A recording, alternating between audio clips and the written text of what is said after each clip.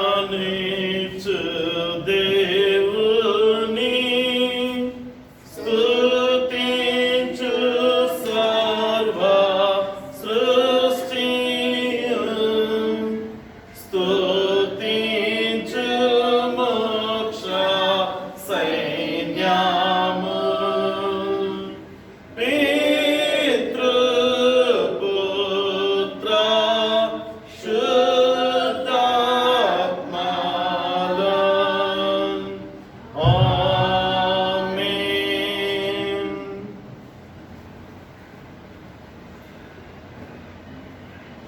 మహాపరిశుద్ధుడివి పరిశుద్ధుడివి పరిశుద్ధుడు అయిన మా ప్రియ పరలోకపు తండ్రి, స్తుతులు స్తోత్రములు మహిమాఘనత నీకే దేవా.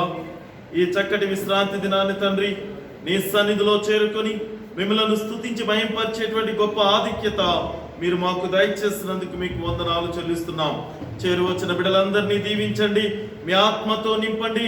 ఈ లోకం వైపు చూడక మా ప్రభువా నాయనా మీ యొక్క నాయనా వాక్యానుసారముగా జీవించుట కొరకు తండ్రి నాయనా మమ్మలను మేము సిద్ధపరచుకునే ధన్యత మాకు దయచేయమని మరొకసారి మీకు వందనాలు చెల్లిస్తూ మీ ప్రియ కుమారుడును మా రక్షకుడైన యేసు క్రీస్తు నామమున అడిగి వేడుకుంటున్నాము తండ్రి, ఆమేన్.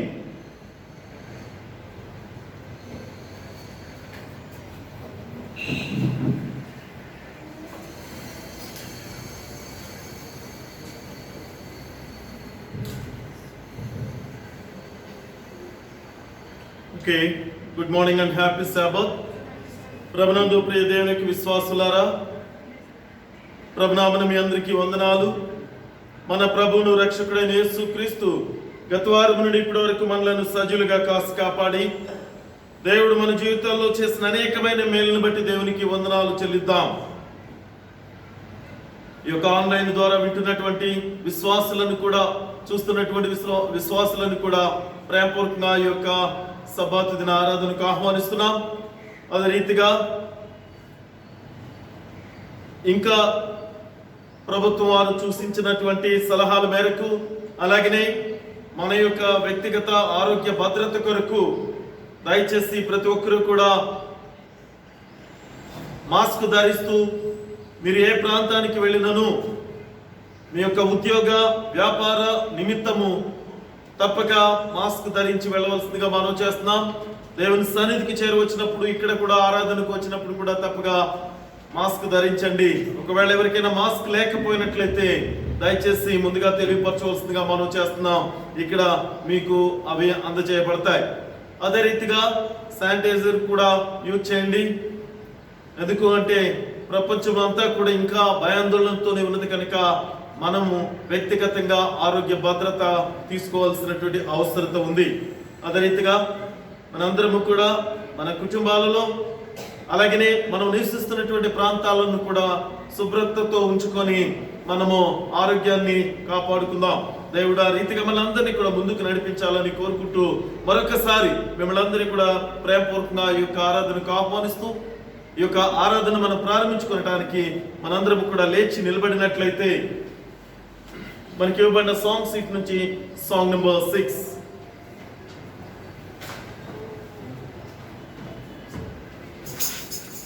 జుంటె తేనె దారుల కన్నా యేసు నామమే మధురం అనే ఈ పాట పాడుతూ దేవుని మహిమపడతామండి.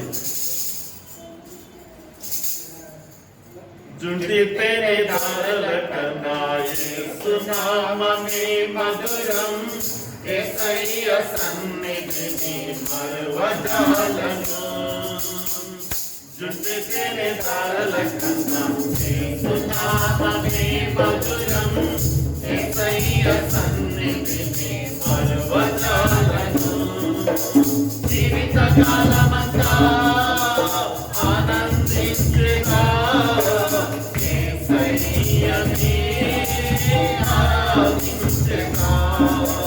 జీవిత కాలమంతా ఆనందించగా యేసయ్యని ఆరాధించగా.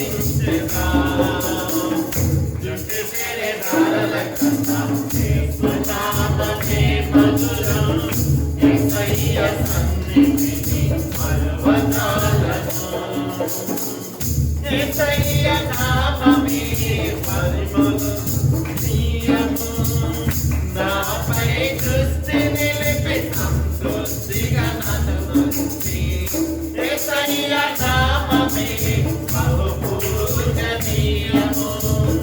నాపై దృష్టి నిలిపి సంతృప్తిగా నన్ను ఉంచి.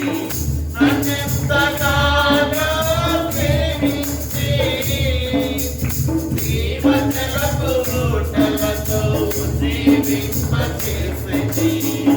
నన్నెంతగానో జీవించి జీవజలపు ఊటలతో జీవింపచేసిని. చుక్కితే తారల కన్నా యేసునామమే మధురం. యేసయ్య సన్నిధిని మరువజాలను. యేసయ్య నామమే పరిమళ తైలము. నాలో నివసించే సువాసనగా నన్ను మార్చి. యేసయ్య నామమే పరిమళ తైలము. నాలో నివసించే సువాసనగా నన్ను మార్చి. నన్నెంతగానో ప్రేమించి విజయోత్సవాలతో ఊరేగింపచేసిని. నన్నెంతగానో ప్రేమించి విజయోత్సవాలతో ఊరేగింపచేసిని. చుట్టితే తారల కన్నా యేసునామమే మధురం. యేసయ్య సన్నిధిని మరువజాలను. చుట్టితే తారల కన్నా యేసునామమే మధురం. యేసయ్య సన్నిధిని మరువజాలను. జీవితకాలమంతా ఆనందించగా యేసయ్యని ఆరాధించగా. జీవితకాలమంతా ఆనందించగా యేసయ్యని ఆరాధించగా. చుట్టితే తారల కన్నా యేసునామమే మధురం. యేసయ్య సన్నిధిని మరువజాలను.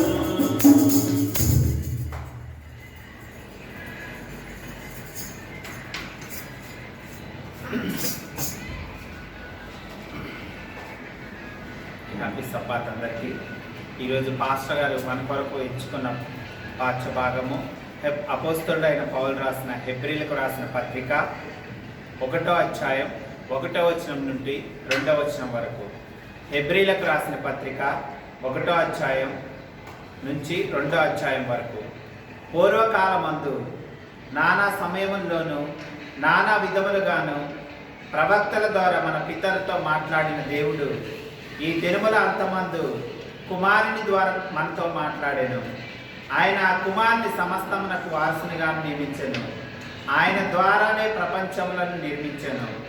మరి ఒకసారి, పూర్వకాలమందు నానా సమయముల్లోనూ నానా విధములుగాను ప్రవక్తల ద్వారా మన పితరులతో మాట్లాడిన దేవుడు ఈ దినముల అంతమందు కుమారుని ద్వారా మనతో మాట్లాడాను. ఆయన ఆ కుమారుణ్ణి సమస్తమునకు వారసునిగా నియమించెను. ఆయన ద్వారా ప్రపంచములను నిర్మించెను. ఈ వాక్యం కోసం ప్రార్థన చేసుకుందాం. మహోన్నతుడా, మహాగణుడా, యేసు రాజా, నిత్యం స్తుతింపబడుతున్న దేవా, నీకే వందనాలు తండ్రి, స్తోత్రం నాయన. ఇగో ప్రభువా, ఈరోజు పాస్టర్ గారు ఎంచుకున్న భాగము హెబ్రీలకు రాసిన పత్రిక 1-2 అధ్యాయం చదివాం తండ్రి, స్తోత్రం నాయన. సమస్త ప్రపంచములు కూడా నీ ద్వారా నిర్మితమైన తండ్రి, స్తోత్రం. ద్వారా నీ ద్వారా తప్ప ఎవరు విశ్రాంతిలోకి పరలోక రాజ్యంలోకి ప్రవేశించారని చెప్తున్నావు తండ్రి. ఈ మర్మములన్నీ వివరించి మాకు అర్థమయ్యే విధంగా మీరు పాస్టర్ గారిని వాడుకొని వారి నోటి ద్వారా మాకు తెలియచేయమని, ఈ వాక్యాన్ని ఈ విశ్రాంతి దినం నాకు దయచేసినందుకు, మమ్మల్ని అందరినీ ఈ విశ్రాంతి దినంలో పాల్పంచుకుంటూ ఇటు సమయాన్ని మాకు దయచేసినందుకు, ఈ వాక్యం ద్వారా మేము ప్రవర్తించే వారిని ఉండలాగున మాకు ఈ వాక్యం వివరంగా అర్థమయ్యే విధంగా తెలియజేయమని, ఈ వచ్చిన ప్రార్థన నీ పాదాల దగ్గర చేర్చుకోమని యేసయ్య అతి వినయంగా బతిమాలి వేడుకుంటున్నాం తండ్రి. ఆమేన్.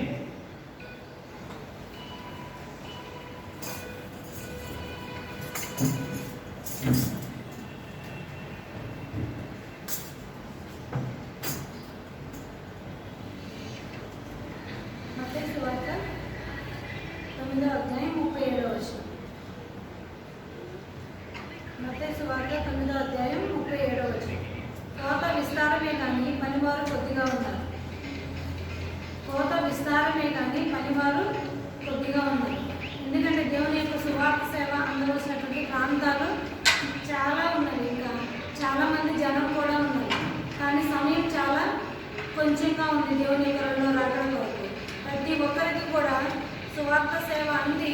ప్రతి ఒక్కరూ కూడా దేవుని యొక్క విశ్వాసంలో బలపడి ఆ పరలోక రాజ్యానికి చేరాలంటే సువార్త సేవ ఇంకా ఎంతో విరివిగా జరగాల్సినటువంటి అవసరం ఉంది. దేవుని యొక్క సువార్త సేవ జరగడానికి కావలసినటువంటి సహాయాన్ని ప్రతి ఒక్కరూ కూడా దేవుని ప్రేమించి దేవుని కొరకు మనం కానుకలు, ఆయన యొక్క ఆజ్ఞ నిమిత్తము కానుకలు, పుట్టిన కానుకలు, కృతజ్ఞతల కానుకలు, దేవునికి కానుకలు సమర్పిస్తున్నాం. ఒక ప్రత్యేక పాట పాడుతూ దేవుని మహిమపడతామని ఈ పాట పాడుతున్న సమయంలో సంఘ పెద్దలు వచ్చి దేవుని యొక్క కానుకలు సేవ నిమిత్తం స్వీకరించవలసిందిగా వారికి దేవుడు.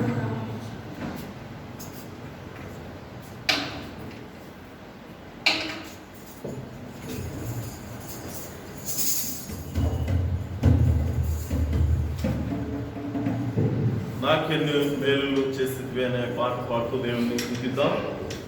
ఓకే,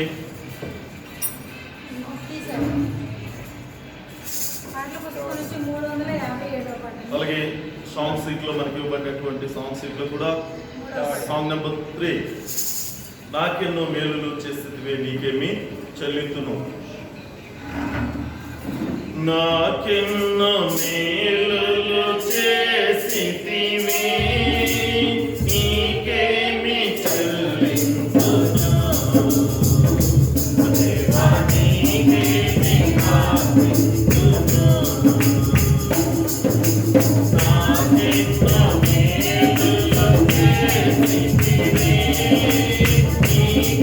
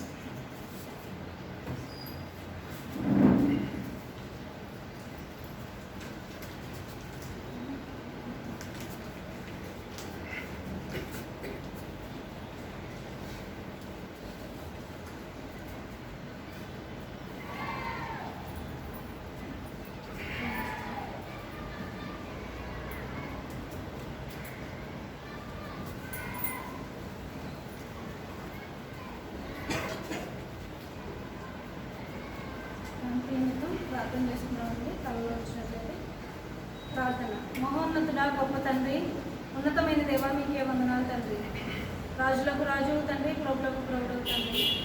నైనా అనేక వేల దూతలతో తండ్రి నిత్యము స్తుతి స్తోత్రములన్నీ పొగడబడుచున్న మా గొప్ప దేవ, మీకే వందనాలు తండ్రి. మా పరలోక దేవ, మీకే వేలాది స్తోత్రాలు ప్రభా.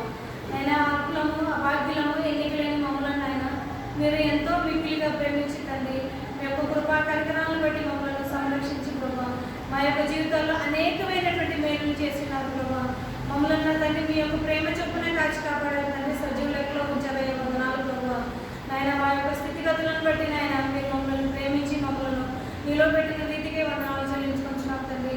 నాయన మేమందరము నాయన నీ ప్రియ బిడ్డగా తండ్రి, మీ యొక్క ఆజ్ఞ ప్రకారం మీ యొక్క పరిశుద్ధ విశ్రాంతి దేవాలయంలో కూడిగా తండ్రి, మేము చేస్తున్న ప్రతి ప్రార్థన మీరు అంగీకరించండి ప్రభు. ఆయన మీకు ఆమోదయోగ్యంగా మేము మా యొక్క జీవితాన్ని నడిపించుకోవడానికి సహాయం చేయండి. మీకే వేలాది వందనాలు ప్రభు. ఇప్పటి వరకు జరిగిన కార్యక్రమం అంతట్లో మీరు తోడుగా ఉండి మహిమ పొంది ఉన్నారని నమ్మకం తండ్రి. నాయన చిన్న బిడ్డలు తండ్రి ఎంతో భయభక్తులతో తండ్రి నాయన మీ యొక్క ఆజ్ఞ ప్రకారం నాయన దేవాలయంలో నాయన సిద్ధపడి వచ్చి తండ్రి పాటల ద్వారా మిమ్మల్ని మహిమపరుచున్నారయ్యా. వారందరినీ మీరు జ్ఞాపకం చేసుకునండి. మీ యొక్క మెండైన దీవులు బిడ్డపైన కుమ్మరించండి. వారి యొక్క జీవితాలు తండ్రి మీ యొక్క ఆదరణ అందించుకుని తండ్రి చక్కటి ప్రణాళికలో బిడ్డలను స్థిరపరచండి ప్రభావ. మీకే వేలాది స్తోత్రాలు. వారి యొక్క కుటుంబాలను మీరు మెండుగా దీవించండి, ఆశీర్వదించండి. ఇంకా మీ యొక్క సేవల బిడ్డలను బలంగా వాడుకోనండి ప్రభావ. ఎందు విశ్వాసంలోనైనా స్థిరంగా నిలబడుకునైనా విశ్వాస జీవితంలో బలపడకు బిడ్డకు మీ యొక్క కాపుదల, మీ యొక్క ఆత్మరక్షణ బిడ్డకు సమృద్ధిగా దయచేయండి. అదేవిధంగా తండ్రి ఇప్పుడు వరకు జరిగిన సభలు పాటలను కూడా మీరు తోడుగా ఉండి అనేకమైన ఆధ్యాత్మిక మర్మాలు చూద్దాం నా తండ్రి మీరు మాకు బయలుపరిచి విశ్వాసంలో బలపరుస్తున్నందుకు మీకు వందనాలు చెల్లించుకుంటున్నాం ప్రభావ. తండ్రి మేము ఎన్నడూ నా తండ్రి లోకం వైపు చూడక తండ్రి మీ వైపు చూస్తూ తండ్రి ఆ యొక్క పరుగు పద్యంలో నా తండ్రి విజయాన్ని పొందుకునే భాగ్యాన్ని మాకు దయచేయండి. ఆ యొక్క పరలోకంలో నా తండ్రి విశ్రాంతిలో పాల్పంచుకునే భాగ్యంలో మా అందరికీ దయచేయండి తండ్రి. మేము ఎల్లరూ నా తండ్రి నాయన లోకం వైపు చూడక మీ వైపు చూస్తూ తండ్రి మీ కొరకై జీవిస్తూ తండ్రి మీరు మాపై పెట్టినటువంటి బాధ్యతలను నెరవేరుస్తూ తండ్రి మీరు మా కొరకు చిందించిన ఆ అమూల్యమైన రక్తానికి విలువగా తండ్రి మేము వినయగల హృదయంతో తండ్రి మేము భయభక్తులు కలిగి జీవిస్తూ తండ్రి మీ యొక్క ఆజ్ఞ ప్రకారం నడుచుకుంటాం నాయన. అట్టి తలంపులను నాయన అట్టి క్రియలను మేము కలిగి జీవించడానికి సహాయం చేయండి ప్రభావ. ఈ యొక్క సమయంలో తండ్రి పేబెడ్లో తండ్రి వారి యొక్క సంపాదనలో తండ్రి నాయన మిమ్మల్ని ప్రేమించి తండ్రి మీరు యొక్క ఇచ్చినటువంటి ఆజ్ఞ ప్రకారం తండ్రి నాయన బాలికలు సమర్పించుండగా ప్రతి ఒక్క హస్తాన్ని మీరు మెండుగా దీవించండి. 30 60 100 ఫలింపచేస్తండి. వారి యొక్క కుటుంబాల్లో శాంతిని, సమాధానము, నెమ్మదిని, ఓర్పును, సహనమును తండ్రి నాయన మరీ ముఖ్యంగా మీ అందు భయభక్తులు కలిగి జీవిస్తూ తండ్రి మీ అందు ఫలించే బిడ్డలు వారిని దీవించి ఆశీర్వదించండి. ఎవరైనా బిడ్డలను కూడా మీరు జ్ఞాపకం చేసుకునండి ప్రభా. మరొక సమయంలోనైనా మీరు ఇచ్చినప్పుడైనా వారికి అట్టి తలంపులను కలుగు చేయండి. ప్రతి బిడ్డలనైనా మీరు మెండుగా దీవించండి, ఆశీర్వదించండి. ఈ సమయంలో తండ్రి మీ యొక్క సేవకులు వాక్యాన్ని బోధించబోచుంది కదండి. ఆ బిడ్డ పట్ల మీ యొక్క ఆత్మను కుమ్మరించండి. నోటి కోరగా మీరుండి మా హృదయాలతో మాట్లాడండి తండ్రి. మేము ఎందుకునైనా ఈ యొక్క విశ్వాస జీవితంలో వెనకబడుచున్నామో తండ్రి మమ్మల్ని మేము గుర్తించుకోవడానికి కావాల్సినటువంటి ఆధ్యాత్మికమైనటువంటి మర్మాల ద్వారా మీరు మాకు బయలుపరిచి తండ్రి మమ్మల్ని మేము సరి చేసుకొని విశ్వాసంలో బలంగా స్థిరంగా నిలబడి తండ్రి మీరు నా తండ్రి ఈ లోకానికి వచ్చినప్పుడు మీతో పాటు ఆ పరలోక రాజ్యంలో చేరి యుగయుగం మీతో ఆనందించే భాగ్యము నాయన మా అందరికీ నేను దయచేయమని మీరే మహిమాకంతా ప్రభావాలు పొందుకొని మేము చేసే అనేకమైన తప్పుల నుంచి మమ్మల్ని క్షమించి మీ ప్రియబిడ్డగా అంగీకరించమని మీ యొక్క విశ్రాంతి దీవులకు మమ్మల్ని అర్హులుగా చేయమని సమస్తము మీ పాదాల చెంత పెట్టు నేను తగ్గింపు హృదయంతో ప్రార్థన చేయించున్నాను తండ్రి. ఆమేన్.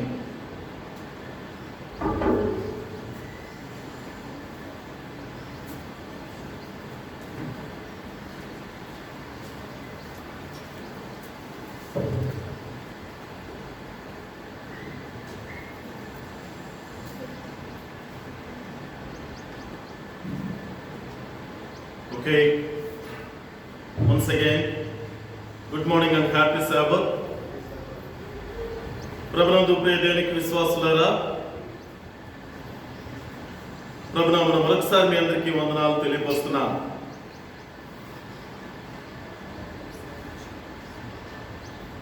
ప్రస్తుతం ఉన్నటువంటి యొక్క పరిస్థితులలో కూడా అనేక మంది దేవుని ఎరుగని బిడ్డలు ఉన్నారు. ఆశ్చర్యమే, ఎందుకంటే ప్రస్తుతం జరుగుతున్నటువంటి ఈ యొక్క సంభవాలు చూసినప్పుడు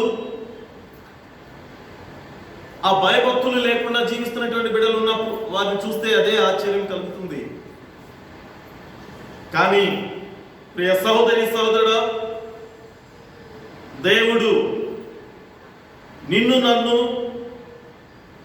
ఎన్ని మార్లు మనము దేవుని నుండి దూరం అవుతున్నా కూడా ఆయన మనలను విడువక ఎల్లవేళలా కూడా ఆయన మనకు బయలుపరుచుకుంటూనే ఉన్నాడు. ఆ యొక్క సర్వశక్తిమంతుడు, ఆ యొక్క పరిశుద్ధుడు.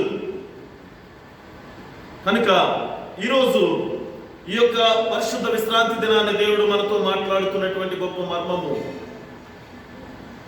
హెబ్రీయులకు రాసిన పత్రిక 1వ అధ్యాయము 1వ వచనం 2వ వచనాన్ని మనం చూసినట్లయితే, హెబ్రీయులకు రాసిన పత్రిక 1వ అధ్యాయము 1, 2 వచనాలు. పూర్వకాలమందు నానా సమయములలోను నానా విధములుగాను ప్రవక్తల ద్వారా తన పితరులతో మాట్లాడిన దేవుడు ఈ దినముల అంతమందు కుమారుని ద్వారా మనతో మాట్లాడెను. ఆయన ఆ కుమారుని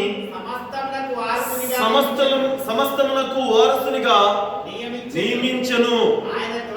ఆయన ద్వారా ప్రపంచములను నిర్మించెను. ప్రియ సహోదరి సహోదరులారా, పూర్వకాలం నుండి కూడా, ప్రస్తుతమైనటువంటి దినాలలో కూడా, రాబోయేటువంటి దినాలలో కూడా మనందరికీ కూడా దేవుడు తన కుమారుని ప్రత్యక్షపరుస్తూనే ఉన్నాడు. మనందరికీ రక్షణకర్తగా ఆయన ఉంచుతూనే ఉన్నాడు. కానీ మనం మాత్రం ఎన్ని మార్లు ఆయన నుండి దూరం అవుతున్నామంటే, ఎన్ని మార్లు మన యొద్దకు ఆయన యొక్క రక్షణ మార్గమును చూపిస్తున్నటువంటి బిడ్డలు వస్తున్నా వారి నుండి మనం దూరంగా పారిపోతూనే ఉన్నాం. ప్రియ సహోదరి సహోదరుడా, నేను అనేక మార్లు తెలియపరిచిన రీతిగా ఈ యొక్క సృష్టికర్త సృష్టించినటువంటి సృష్టి సాక్ష్యం ఇస్తుంది. కానీ అందులో శ్రేష్టమైనటువంటి బిడ్డలుగా ఉన్న నీవు నేను మాత్రం ఆయన గురించి ఎన్నడూ కూడా ఒక సాక్షిగా కాదు కదా, ఆయనను విశ్వసించుటలో కూడా మనము అనేక మార్లు తప్పిపోతూనే ఉన్నాం.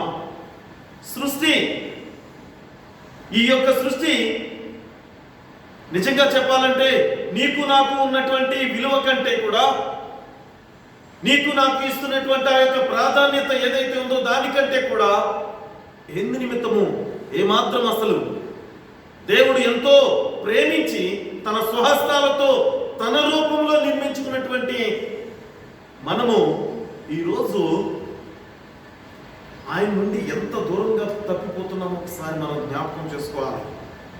ఎంత దూరంగా మనము తప్పిపోతున్నాము. ఈయన తనను తాను వెల్లడిపరుచుకునేటువంటి పరిస్థితి వచ్చింది. దాని అర్థం అది, నేనే జీవగల దేవుణ్ణి, ఇదిగో నేనే మిమ్మల్ని రక్షించేటువంటి రక్షకుని అని. చాలా దౌర్భాగ్యం కదా. ఎవరన్నా ఉదాహరణకి నేను కొన్ని ఇంటర్వ్యూస్లో మనం వింటున్నప్పుడు వారు అంటుంటారనమాట, అంటే ఆ ఇంటర్వ్యూలో వారిని క్వశ్చన్ చేస్తున్నారు ఏ రీతిగా అంటే, ఒక కోర్టులో జరిగినటువంటి ఇన్సిడెంట్ ని వారి ఇరువురి మధ్యన ఆ యొక్క ప్రశ్న సమాధానం కింద వారు అడుగుతున్నారు ఏ రకంగా, అవునండి మీరు ఇచ్చినటువంటి అక్కడ కోర్టులో ఇచ్చిన తీర్పుని మీరు తప్పుపడుతున్నారు కదా, ఒకే ఒక ప్రశ్న నేను వేస్తున్నాను, నిజంగా ఆ యొక్క న్యాయమూర్తి ఇచ్చినటువంటి తీర్పులో అన్యాయం ఉందని నేను అనుకోవట్లేదని అక్కడ ప్రశ్నిస్తున్నటువంటి వ్యక్తి అంటున్నాడు. ఎందుకు అని ఆయన మరొక వ్యక్తి సమాధానం చెప్పే వ్యక్తి చెప్తుంటే ఆయన అంటాడు, నిజంగా మరి ఆమె యొక్క బిడ్డలే అని మనం చెప్పగలుగుతామంటారా, విట్నెస్ ఏమైనా ఉందంటారా, అందుకే న్యాయమూర్తి గారు ఆ బిడ్డలు మీ బిడ్డలు కాదమ్మా అని ఆయన తీర్పు ఇచ్చాడు అని ఈయన చెప్తున్నాడు. ఈయనకి ఏం సమాధానం చెప్పాలో అక్కడ అర్థం కావట్లే. ఆయన వేసిన ప్రశ్నకి ఎలాగా కన్న తండ్రి ఇదిగో వీరే నా బిడ్డలు అని చెప్పుకునేటువంటి పరిస్థితి ఎలాగా? అని ఆలోచిస్తున్నప్పుడు ప్రియ సహోదరి సహోదరులారా, ఇంకా సాక్ష్యం ఎక్కడి నుంచి వస్తుంది? ఈయనే నా బిడ్డలు అని చెప్పడానికి ఒక తల్లి తండ్రి ఇచ్చేటువంటి ఎక్నాలజ్మెంట్ని బట్టే వీరు నా యొక్క కుమారుడు కుమార్తె అని చెప్పడానికి మనం ఏ ప్రాంతం వెళ్ళినా కూడా అదే ప్రూఫ్ అండి. కారణం, కన్న తల్లిదండ్రులు వారు, ఆ బిడ్డను, ఆ కుమారుని కుమార్తెను కన్నవారు వారు కాబట్టి, అందుకే చివరికి వారు ఇచ్చేటువంటి ఆ యొక్క ఎక్నాలజ్మెంట్ని బట్టే వారు వారి బిడ్డలని తీర్మానం తీరుస్తారు. కానీ ఇక్కడ ఆమె ఆ కోర్టులో రుజువుపరచుకోవాల్సినటువంటి దుస్థితి వచ్చినప్పుడు ఎంత వేదన చెంది ఉంటుందో ఒకసారి మనం ఆలోచించాలి. ఈ యొక్క సాదృశ్యంలో నీవు నేను కూడా ఆయన రూపంలో నిర్మింపబడి మన తండ్రి నా కుమారుడా నా కుమార్తె అని నిన్ను నన్ను కూడా అనేక మందికి పరిచయం చేసేటువంటి పరిస్థితి వచ్చిందంటే ఎంత దుస్థితిలో మనం ఉన్నాం ఒకసారి మనం ఆలోచించాలి ప్రియ సహోదరి సహోదరులారా. కాబట్టి ఆయన వెల్లడిపరచుకోవడానికి, ఆయన వెల్లడి చేసుకునేటువంటి విధానాన్ని చూస్తే ఇంతకన్నా గొప్ప దేవుడు ఎవరుంటారు? ఇంతకన్నా గొప్ప తండ్రి ఎవరుంటారు కదండి?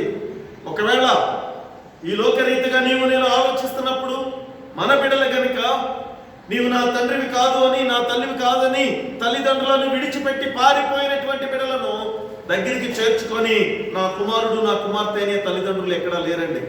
చాలా మంది వాడికి ఏంటి అంత గర్వం, ఆమెకేంటి అంత పొగురేంటి, నా బిడ్డల ఉండి నన్నే వారు విడిచి దూరంగా వెళ్ళిపోతారా అని ఆ బిడ్డల ఎడలో ఉండేటువంటి కోపతాపాలు ఎంతమంది తల్లిదండ్రులకు ఉందో తెలుసా?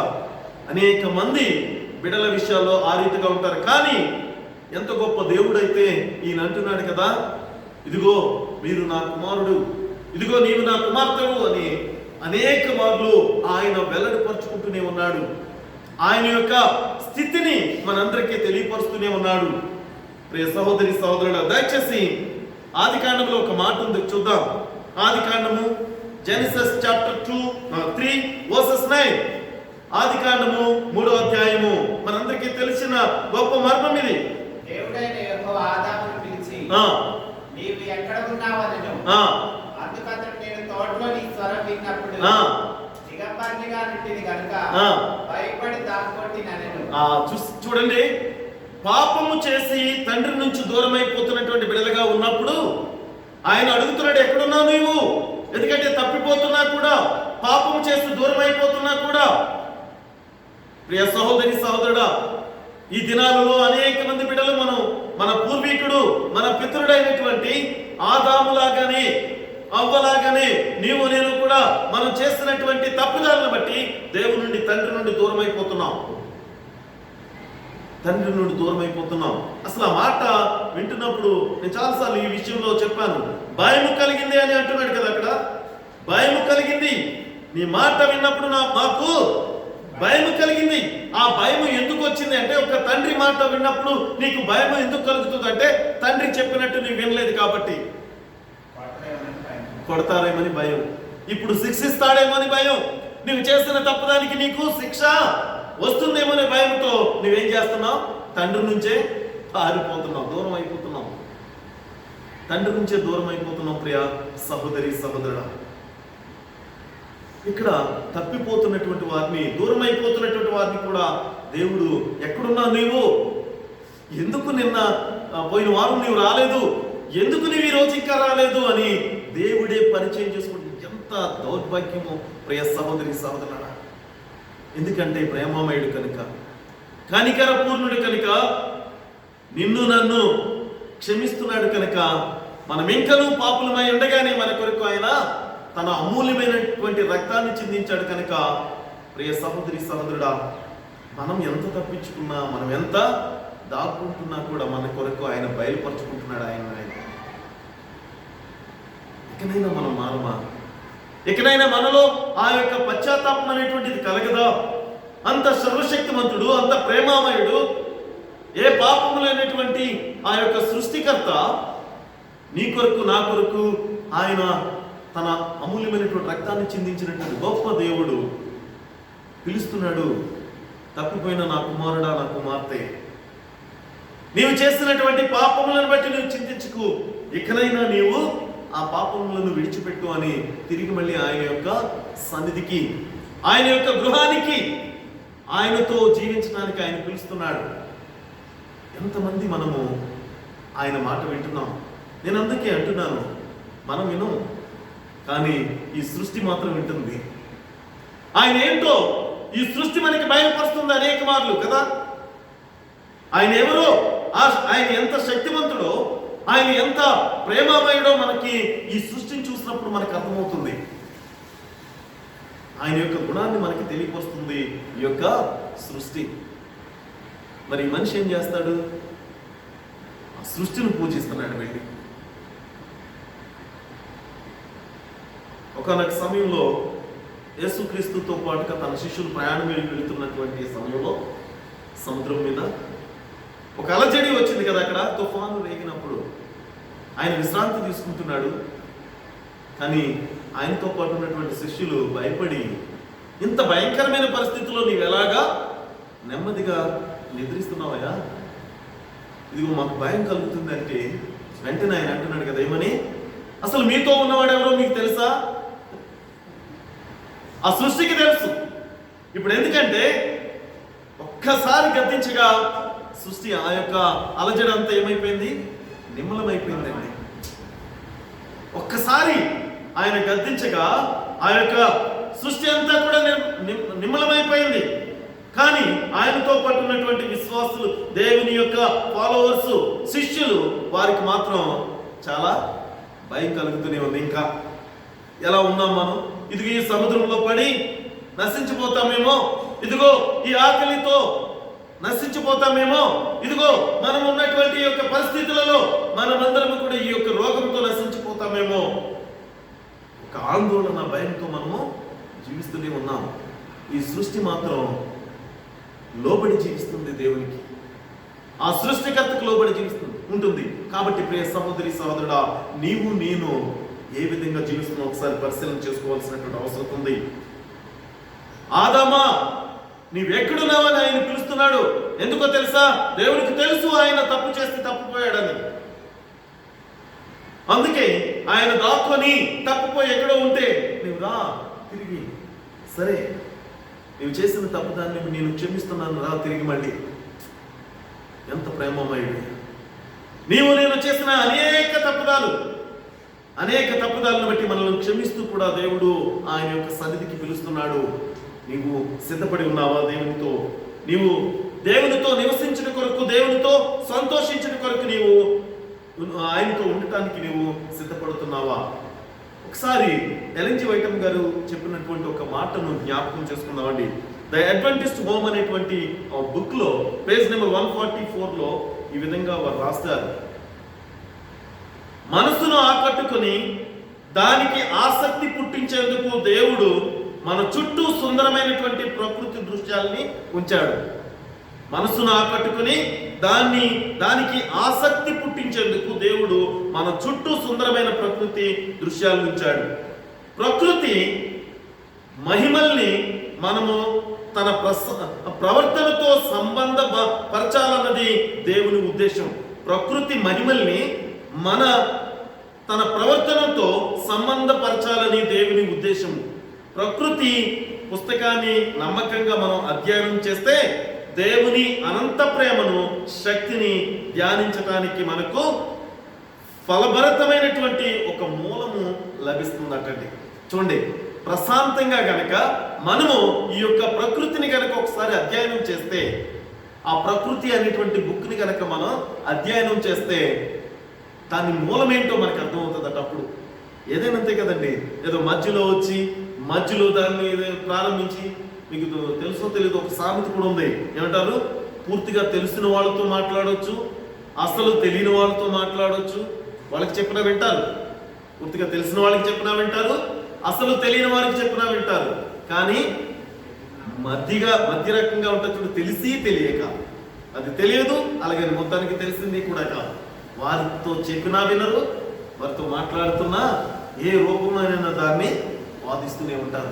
అందుకే మనం ఒక ప్రశాంతమైనటువంటి మనసుతో గనక ఈ యొక్క ప్రకృతిని కనుక ఒకసారి మనం అధ్యయనం చేస్తే ఆ మూలం ఏంటి అంటే అసలు ప్రారంభం ఎక్కడి నుంచి ఉంది మనకి పూర్తిగా తెలియాలి. తెలియకోకుండా దేని గురించి ఒక విట్నెస్ అనేటువంటిది ఇవ్వకూడదు. ఇది ఎలాగా అసలు అనుకోని రీతిగా ఎలాగా సంభవించింది అనేటువంటిది మనకు తెలియాలి. దాని నిమిత్తమే మనం అధ్యయనం చేసినప్పుడు మాత్రమే అది మనకి అర్థమవుతుంది, దాని మూలం మనకి లభిస్తుందని ఎల్ఎన్ జి వైట్ గారు ద అడ్వెంటిస్ట్ హోమ్ అనేటువంటి బుక్ లో పేజ్ నెంబర్ 144 లో ఈ మాటను తెలియపరుస్తున్నారు. కాబట్టి ప్రియ సహోదరి సహోదరులారా, మనము ఆయన యొక్క ప్రేమను, ఆయన యొక్క కనికరాన్ని, ఈ యొక్క అనంతమైనటువంటి ఆయన సర్వశక్తిని మనం తెలుసుకోవాలంటే ఈ యొక్క సృష్టిని చూస్తేనే మనకు అర్థమవుతుంటే, సృష్టిలో ఒక భాగమైనటువంటి నీవు నేను ఆయనకి ఎంతగా ఆ అవిధేయతతో మనం జీవిస్తున్నాం, ఎంతగా మనం ఆయన్ని ధిక్కరిస్తూ మనం వెళ్తున్నాం ఒకసారి ఆలోచించండి. అయినా కూడా ఆయన మనకు బయలుపరుచుకుంటూనే ఉన్నాడు. అయినా కూడా ఆయన మనకు బయలుపరుచుకుంటూనే ఉన్నాడు. ఎంత ప్రేమమయుడు ప్రియ సహోదరి సహోదరుడా. రోమీలకు రాసిన పత్రికలో ఒక మాటను చూద్దాం. రోమీలకు రాసిన పత్రిక రోమన్స్ చాప్టర్ 1 వర్సెస్ 18 to 20. రోమీలకు రాసిన పత్రిక 1వ అధ్యాయము 18వ వచనం నుంచి 20వ వచనం. దుర్నీతి చేత సత్యమును అడ్డగించు మనుషుల యొక్క సమస్త భక్తిహీనత మీదను దుర్నీతి మీదను దేవుని కోపము పరలోకము నుండి బయలుపరచబడుచున్నది. ఎందుకనగా దేవుని గురించి తెలియశక్యమైనదేదో అది వారి మధ్య విశదమై ఉన్నది. దేవుడు అది వారికి విశదపరచెను. ఆయన అదృశ్య లక్షణములు అనగా ఆయన నిత్య శక్తియు దైవత్వమును జగదుత్పత్తి మొదలుకొని సృష్టింపబడిన వస్తువులను ఆలోచించడం వలన తేటపడుచున్నవి కనుక వారు నిరుత్తరులై ఉన్నారు. చూడండి ఏమని చెప్పడు, నీవు ఆది నుంచి కూడా నీవు చూసినప్పుడు అనేక మంది సమస్త భక్తిహీనతలను బట్టి, వారికి కలిగినటువంటి అవిధేయతను బట్టి వారు ఏం చేస్తారంటే ఎన్నో సాకులు చెప్తూనే ఉంటారు. అసలు దేవుడే లేడని వాళ్ళు ఎంతమంది లేదు కాదా? దేవుడే లేడండి. ఇదంతా కూడా ఒక అనుకోని రీతిగా ఏర్పడినటువంటి సంభవం. ఇదంతా కూడా యాదృశ్చికంగా వచ్చినదే తప్ప ఏ శక్తి లేదు. ఈవెన్ ఎంతో సైంటిస్టులు అయినటువంటి మహాజ్ఞానులు కూడా వారికి కూడా అంతు చిక్కనటువంటి మర్మము ఈ యొక్క సృష్టి మర్మం. ఇంకా వాటిపై ఎన్నో అధ్యయనాలు జరుగుతూనే ఉన్నాయి. చివరికి వారు కూడా దేవుని శక్తి మీదే ఆధారపడుతున్నారు ప్రియ సహోదరి సహోదరుడా. కనుక ఇక్కడ మనం ఆలోచిస్తున్నప్పుడు ఆయన జగదుత్పత్తి మొదలుకొని సృష్టింపబడిన వస్తువులను ఆలోచించడం వలన తేటమవుతుంది ఆయన ఎవరనేటువంటిది. అందుకే మహారాజు అయినటువంటి కీర్తనకారుడు ఏమంటాడు తెలుసా? దావీదు మహారాజు. ఒకసారి దయచేసి అది కూడా మనం చూద్దామండి. కీర్తనలు 19వ అధ్యాయము 1 వచనం నుంచి 4 వచనాలు మనం చూసినట్లయితే, ఆకాశములు దేవుని మహిమను వివరించుచున్నవి, అంతరిక్షము ఆయన చేతి పనిని ప్రచురపరచుచున్నవి. పగటికి పగలు బోధ చేయుచున్నది, రాత్రికి రాత్రి జ్ఞానము తెలుపుచున్నది. వాటికి భాష లేదు, మాటలు లేవు, వాటి స్వరము వినబడదు. వాటి కొలనూలు భూమి అందంతటా వ్యాపించి ఉన్నది. లోక దిగంతముల వరకు వాటి ప్రకటనలు బయలు వెళుచున్నవి. వాటిలో ఆయన సూర్యునికి గుడారము వేసెను. ఎంత గొప్ప వాగ్దానం ఇది, ఎంత గొప్ప విట్నెస్ అనేటువంటిది ఇక్కడ మనం ఒకసారి ఆలోచించాలి. మాట లేదట, భాష లేదట, ఏంటి స్వరము లేదు, అసలు స్వరం వినపడట్లేదు. కానీ అదే కానీ ఏం జరుగుతుందట? సాక్ష్యం ఇస్తుందంటే మహిమపరుస్తున్నదట. ఎంత గొప్ప వాగ్దానం ఇక్కడ చూసారా? ఇది నిజమైనటువంటి సాక్ష్యార్థమైనటువంటి మాటలు ఇవే. ఈ సృష్టి అంతా కూడా ఆకాశములు ఆయన్ని మహిమపరుస్తున్నాయి, ఆయన్ని వివరిస్తున్నాయి. ఆయన శక్తి ఏంటో మనకి తెలియపరుస్తుంది. కానీ వాటికి మాటలు లేవు, భాష లేదు, స్వరం లేదు. రే సహోదరి సహోదరుడా, మనం ఎంతగా క్రిస్టోఫర్ గారు చూడండి ఎంత గట్టిగా మాట్లాడుతున్నాడో. ఎక్కడికైనా వెళ్తే ఈయన సాక్ష్యం ఇవ్వడేమో, అంతే కదా. అలాంటి వాళ్ళు ఎంతో మంది ఉన్నారండి. ఆయనే నా సర్వ సృష్టికర్త, నా రక్షకుడు అని ఏ రోజన్నా నీవు నేను సాక్ష్యం ఇచ్చేటువంటి బిడ్డలుగా ఉన్నామా? సూర్యునికి గుడారం వేయటం అది మహా ఆయన యొక్క సర్వశక్తిని మనకి బయలుపరుస్తున్నటువంటి గొప్ప వాగ్దానం అది. ఆయన ఎంత సర్వశక్తివంతుడు. ప్రియ సహోదరి సహోదరుడా, ఆ సృష్టికర్తను నీవు విస్మరిస్తున్నావు, జ్ఞాపకం ఉంచుకో. ఆ సృష్టికర్తను నీవు విస్మరిస్తున్నావు, జ్ఞాపకం ఉంచుకో. ఆయన నీకు బయలుపరుస్తున్నటువంటి ఆ యొక్క సర్వశక్తిని బట్టి అయినా నిన్ను నీవు సరిచేసుకో. దేవునికి విధేయుడిగా నీవు జీవించడానికి, విధేయురాలుగా నీవు జీవించడానికి సిద్ధపడు ప్రియ సహోదరి సహోదరుడా. ఆయన స్వరూపంలో నిర్మించుకున్నటువంటి ఆయన బిడ్డలుగా నీవు నేను ఏ విధంగా జీవిస్తున్నాము ఒకసారి పరిశీలన చేసుకోవాల్సినటువంటి అవసరం ఉంది. దేవుడు అనేక మార్లు ఆయన యొక్క సేవకుల ద్వారా మనకి బయలుపరుస్తూనే వచ్చాడు కదా. ఈ మాట సృష్టి మనకి వివరిస్తుంది, సృష్టి మహిమపరుస్తుంది దేవుణ్ణి. అదే రీతిగా ఆయన యొక్క పనివారికి అనేక మార్లు ఆయన బయలుపరిచాడు. దయచేసి ఆమోస్ 3వ అధ్యాయము 7వ వచనం మనం చూసినట్లయితే, ఆమోస్ 3వ అధ్యాయము 7వ వచనం. ప్రవక్తలకు ఆ తాను సంకల్పించిన దాన్ని బయలుపరచకుండా ప్రభు అయిన యెహోవా ఏమీ చేయడు. ఏం చేశాడు ఇక్కడ? ఆ మాట వాగ్దానాన్ని మనం చూసినట్లయితే, తన సేవకులైన ప్రవక్తలకు తాను సంకల్పించిన దానిని బయలుపరచకుండా ప్రభు అయిన యెహోవా ఏమీ చేయడు. అసలు దేవుడు చూడండి ఎంత వాళ్ళకి చెప్తాడట, సేవకులకి ప్రవక్తలకు ఆయన ఏర్పాటు చేసుకున్నటువంటి వారికి ఆయన బయలుపరుస్తాడట, ఇదిగో ఇది జరగబోతుంది, ఇది జరిగించబోతున్నాను అని. ఉదాహరణకి ఆది కాండంలో మనం చూద్దామా? ఎవరండి దేవుడు ఏర్పాటు చేసుకున్న మొదటి ప్రళయం? జల ప్రళయం కదండి. మొదటి ప్రళయం.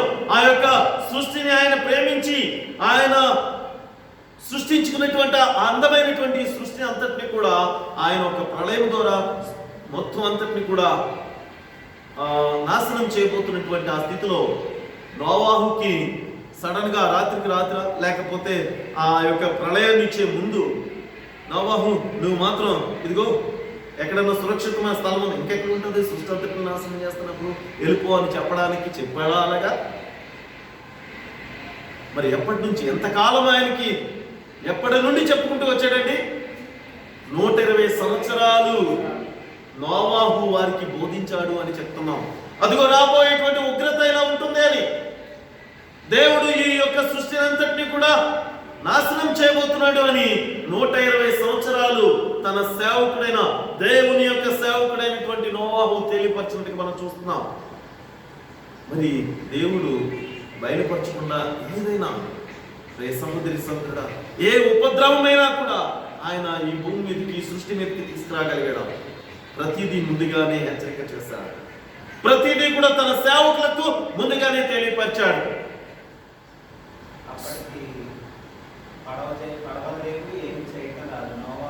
ఆయన ఎలాగా తన్ను తాను సంరక్షించుకోవాలి, ఆ జ్ఞానం ఎక్కడి నుంచి వచ్చింది? ఎస్ కరెక్టే, మీరు అన్నట్టు కూడా అది ఒక మర్మము. ఎందుకంటే అసలు ఆ సృష్టిలో ఆ ఆకాశం నుండి వర్షము నీరు వచ్చి సృష్టి అంతటిని కూడా, భూమి అంతటిని నిండింప చేస్తుంది.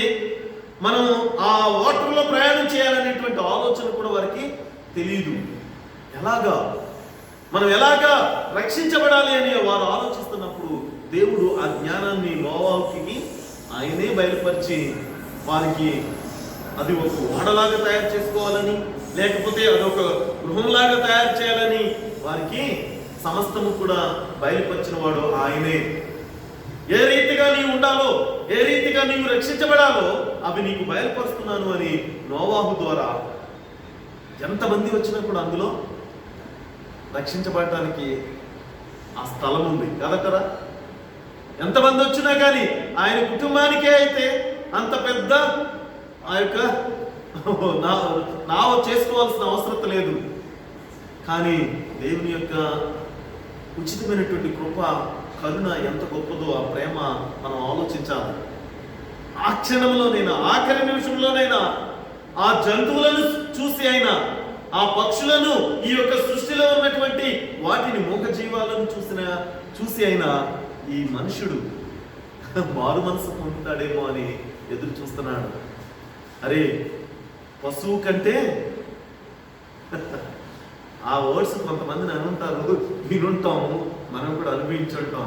ఇప్పటికీ మారకపోతే ప్రియ సహోదరి సహోదరుడా, అందుకే గత రాత్రి మెట్టుగూడ ప్రాంతంలో ఉద్యోగ కూటాలు జరుగుతున్నప్పుడు మేము అక్కడికి వెళ్ళినప్పుడు పాస్టర్ జాన్ విక్టర్ గారు, సిహెచ్ జాన్ విక్టర్ గారు చెప్పారు, చివరికి ఆఖరి గడియలు వచ్చేసరికి తీర్పు గడియల్లో ఇంకా తీర్పు అయిపోతుంది, ఎవరికి వారికి తీర్పు అయిపోయింది అని మనకి తెలియటం ఎలాగంటే చెడ్డవారిని చెడ్డవారుగానే ఉండనివ్వండి, మంచివారిని మంచివారుగానే ఉండని, ఇక వారు మారరు అని విడిచిపెట్టడం అంట దాని అర్థం. ఎందుకంటే అసలు తీర్పు ఎవరికి అయిపోయిందో మనకి తెలియదు, తీర్పు ఎవరికి తీర్పు అయిపోయిందో తెలియదు ఇంకాను కంప్లీట్ గా. మనము మంచి క్రియలు చేస్తున్నప్పుడు మంచివారుగానే మనం ఉంటాం, ఎప్పటికీ మంచివారుగానే ఉంటాం. చెడ్డ క్రియలు చేసేవారు ఇంకెప్పటికీ చెడ్డ క్రియలు చేస్తూనే ఉంటారు. ప్రకటన గ్రంథంలో మనకు తెలియపరచబడుతుంది. కాబట్టి వారిని మనము మార్చలేము, ఇంకా మార్చే శక్తి మన దగ్గర కాదు. కాబట్టి అనేక మార్లు అంటుంటారు కదా, నీవు పశువు కంటే, నీకంటే పశువు చాలా బెటరు అని. అంటే ఎంత హీనమైనటువంటి స్థితిలో మనం జీవిస్తున్నామో ఒక్కొక్కసారి మనం పరిశీలన చేసుకోవాల్సిన అవసరం ఉంది. కాబట్టి తన సేవకులైనటువంటి ప్రవక్తలకు తాను సంకల్పించిన దానిని, ఆయన ఏదైతే వాగ్దానం చేస్తున్నాడో, ఏది జరిగించబోతున్నాడో అది బయలుపరచకుండా ప్రభు అయిన యెహోవా ఏమీ చేయలేదు కూడా. కాబట్టి ప్రియ సహోదరి సహోదరుడా, నేను ఈ విధంగా దేవుడు మనకు బయలుపరచకుండా ఏది కూడా మనకి చేయట్లేదు. కాబట్టి ఆదామావులు చేసినటువంటి, వారు తప్పు చేసిన ఆ విధానాన్ని బట్టి వారిని మళ్ళీ తిరిగి రక్షించడానికి ఆయన ఎంతగా తగ్గించుకున్నాడో ఒకసారి నీవే పరిశీలన చేసుకోవాల్సినటువంటి అవసరం ఉంది ప్రియ సహోదరి సహోదరుడా. దేవుడు గతంలో తన ప్రవక్తల ద్వారా వెల్లడిపరిచినటువంటి ఆ విషయాలన్నింటినీ కూడా మనం ఒకసారి ఆలోచించినట్లయితే, ఉదాహరణకి అప్పటికి మనకి ఈ యొక్క పరిశుద్ధ గ్రంథం లేనే లేదు కదా, మనకి కదండి, పరిశుద్ధ గ్రంథం మనకి అప్పట్లో లేదు. కానీ ఆ ప్రవక్తల ద్వారా పలికిన ప్రతి మాట కూడా అనేక మంది ప్రవక్తలు, అందులో ముఖ్యంగా 1500 సంవత్సరాల పైచులకు కాలంలో వారు ఏం చేశారో తెలుసండి, వారందరూ కూడా ఒక చోటకి, అంటే దేవుడు వారికి బయలుపరిచిన వాటన్నిటినీ కూడా ఒక లిఖితంగా, అందుకే ఆ లిపి కూడా అనేక రూపాల్లో ఉంది, దాన్ని లిఖించిన విధానం.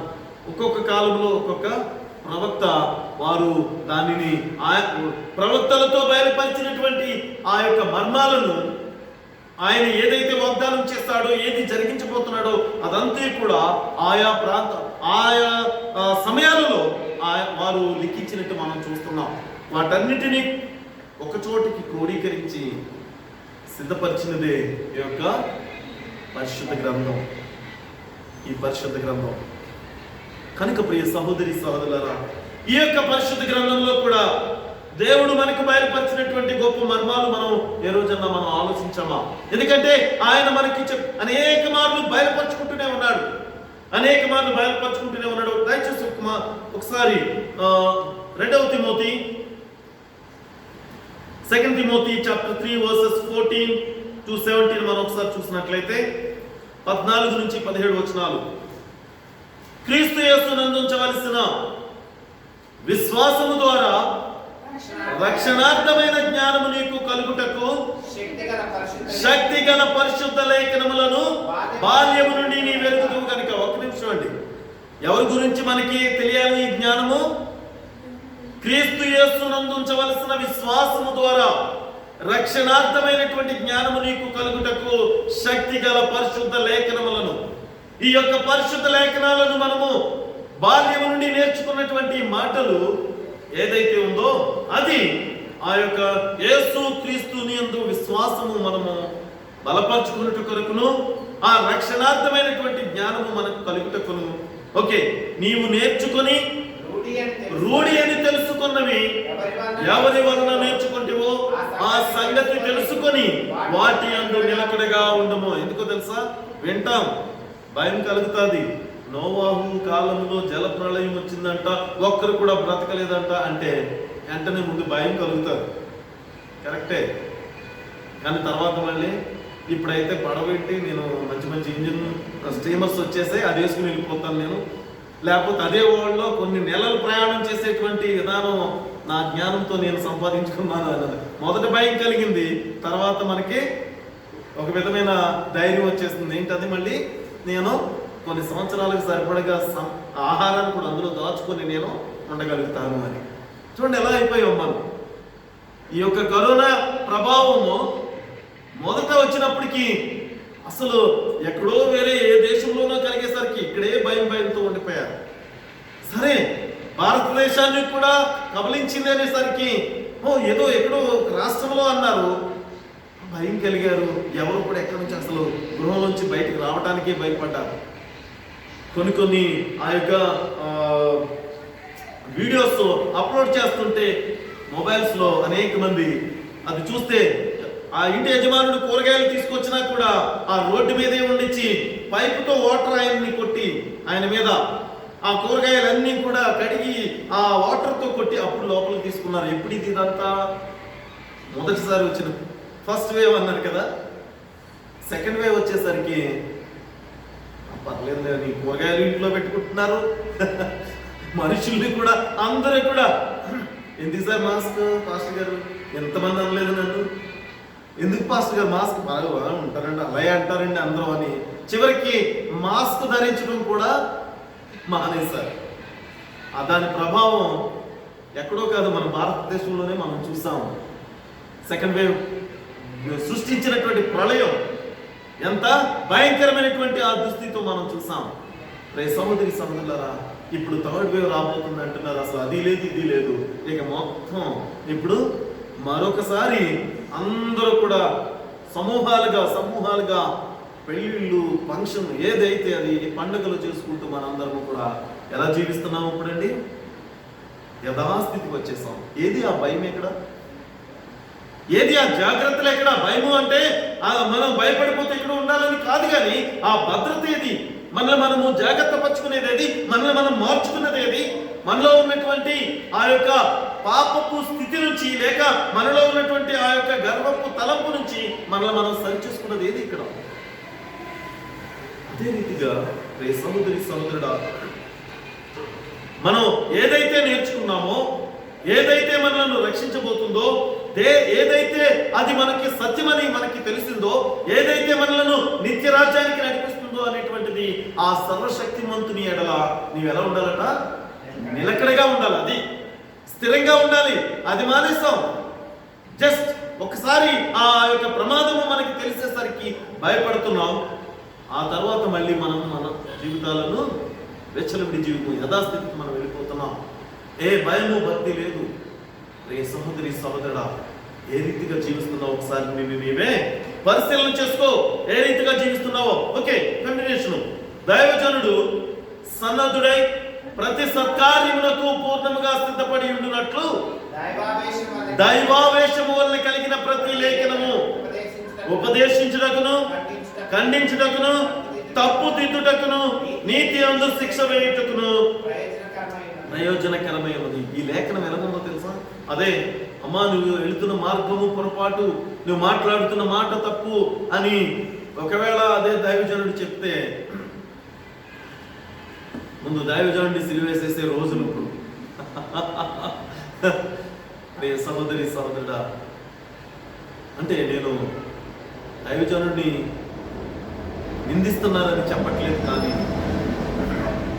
నిన్ను నీవు ఏ రీతిగా సరి చేసుకుంటున్నావు ఒకసారి ఆలోచించు అని దేవుని యొక్క పరిశుద్ధ లేఖనం ద్వారా హెచ్చరిక చేస్తున్నాను.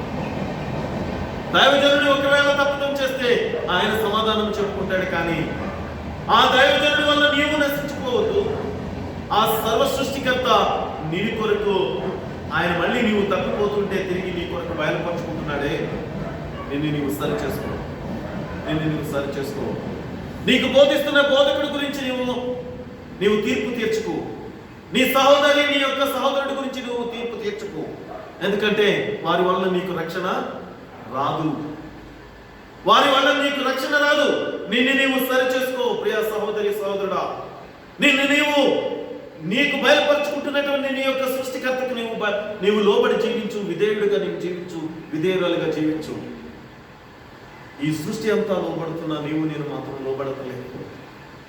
పరిశుద్ధ లేఖనం అనేక మార్లు మన యుద్ధకు వచ్చిందంటే ఏ రీతిగాను యోహాను సువార్త మనం ఒకసారి చూసినట్లయితే, యోహాను సువార్త 1వ అధ్యాయము 1వ వచనాన్ని మనం చూసినట్లయితే, ఆదియందు వాక్యము ఉండెను, వాక్యము దేవుని యొద్ద ఉండెను, వాక్యము దేవుడై ఉండెను, ఆయన ఆదియందు దేవుని యొద్ద ఉండెను, సమస్తమును ఆయన మూలముగా కలిగెను. ఆ వాక్యము చూడండి, ఆ వాక్యము ఏ రీతిగా మనము నేర్చుకున్నాం. దయచేసి 14వ వచనం.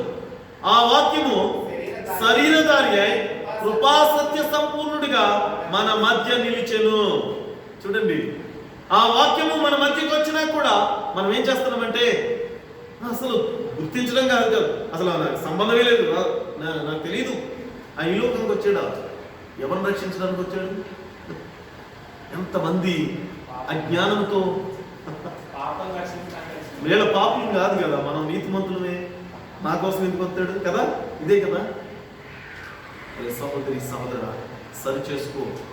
కాలము బహు కొంచెమే ఉన్నది, ఇందాకే తెలియపరిచారు. మనం జీవిస్తున్నటువంటి దినాలు బహు చెడ్డ దినాల్లో మనం ఉన్నాం. ఇకనైనా నీవు సరి చేసుకో, నీవు దేవునికి సమర్పించుకో. ఏ రీతిగా నేను జీవిస్తున్నావు ఒకసారి నువ్వు సరి చేసుకో ప్రియ సహోదరి సహోదరు. రోమిలికి రాసిన పత్రిక 1వ అధ్యాయము 21వ వచనాన్ని కూడా మనం ఒకసారి చూసినట్లయితే, రోమిలికి రాసిన పత్రిక 1వ అధ్యాయము 21వ వచనాన్ని చూసినట్లయితే, మరియు వారు దేవుని ఎరిగి ఆయనను దేవునిగా మహిమపరచలేదు, కృతజ్ఞతాస్తుతులు చెల్లింపను లేదు కానీ తమ వాదముల యందు వ్యర్థులైరి. వారు దేవుని ఎరిగి, ఇప్పుడు ఎవరో ఎరగిన వాళ్ళ గురించి చెప్పట్లేదు ఇక్కడ, అవునా కదండి. దేవుణ్ణి ఎరిగిన వారు, ఆయనే సర్వశక్తిమంతుడని తెలిసిన వారు, ఆయనే జీవగల దేవుడని తెలిసిన వారు, వారందరిని బట్టి కూడా అంటున్నాడు ఏం చేస్తున్నారట, ఆయన్ని మహింపరచట్లేదట. ఈరోజు విశ్రాంతి మనకు తెలుసు, దేవుని సన్నిధికి వెళ్ళటం వల్ల ఆశీర్వాదాలు వస్తాయి. అదేనండి, ఆదికాండము 2వ అధ్యాయము మనం 3వ వచనాన్ని మనం చూస్తే, ఆ 7వ దినమును ఆశీర్వదించి పరిశుద్ధపరచును అని. చూడండి, ఆశీర్వాదాలు వస్తాయని తెలుసు, పరిశుద్ధత ఉందని తెలుసు, కానీ ఆయన ఎరిగి ఆయనను మహిమపరచలేదు. తెలిసి కూడా కదా, తెలిసి కూడా ఏదో ఇస్తారులే, ఆకరణ ఎందుకు రాదు, ఆకరణ ఎలాగో ఇస్తాడు ఆయన క్షమించే దేవుడు. అసలు దేవుణ్ణి ఎంత అధ్యయనం చేస్తారంటే వీళ్ళంతా, మనం అనేక మంది, అందులో నేనున్నాను, నువ్వు ఉన్నావు, అనేక మంది ఉన్నాం. ఆయన ఎలాంటి వాడు? ప్రేమామయుడు, దయామయుడు, కరుణామయుడు, నన్ను క్షమిస్తాడు.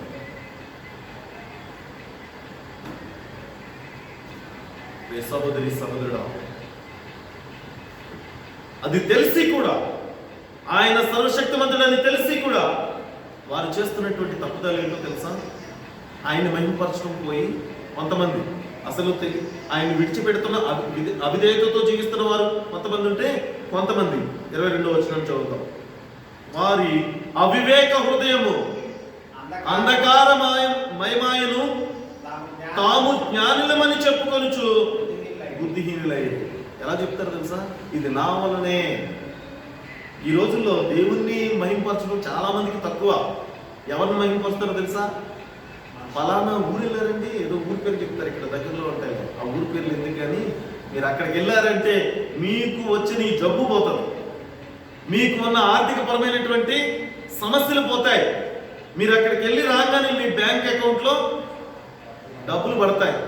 మరి ఎటు నుంచి పడతాయో తెలియదు, కానీ ఎంతమంది ఆ ప్రాంతం కోసం, అక్కడ చేసే సేవకుల కోసం, అక్కడ ఉండే ప్రజల కోసం చెప్తారు అంటే, సహోదరి సహోదరుల, దేవుని మహిమపరచడం కాదు, మనుషులను వారికి వారిగా నేనే జ్ఞానవంతుడిని, నేనే స్వస్థపరిచేటువంటి డాక్టర్ని, నేనే సమస్తానికి అనుకుని అనేక మంది ప్రభు నామాన్ని కాదది, వారికి మాత్రమే దేవుణ్ణి చేసేసారు. దేవుడు తెలియదు కదా, ఈయనే దేవుడు. కనుక ప్రియ సహోదరి సహోదరులారా, ఏ రీతిగా మనం ఉన్నామో చూడండి. ఏ రీతిగా 25వ వచనం చదవండి. అనేక మంది అదే అధ్యాయంలో 25వ వచనాన్ని కూడా మనం చూసినట్లయితే, అట్టివారు దేవుని సత్యమును అసత్యమునకు మార్చి సృష్టికర్తకు ప్రతిగా సృష్టమును పూజించి సేవించి యుగముల వరకు ఆయన స్తోత్రార్హుడై ఉన్నాడు. ఆమేన్. అట్టివారు ఏం చేస్తున్నారట? సృష్టికర్తను సత్యాన్ని అసత్యానికి మార్చేసి సృష్టికర్తను ఆరాధించటం అనేసి సృష్టిని ఆరాధించేటువంటి వారు. మనిషి ఎవరు?